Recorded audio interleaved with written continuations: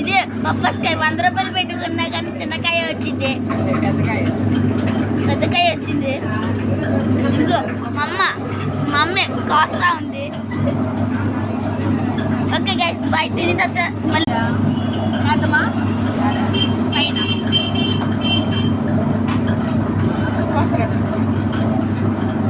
పప్పస్కాయ వస్తుంది మా అమ్మ విత్తనాలు.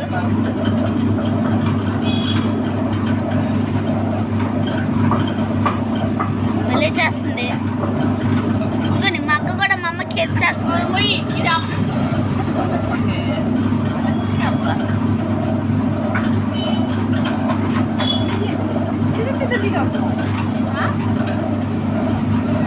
మా అక్కకి రాలేదు.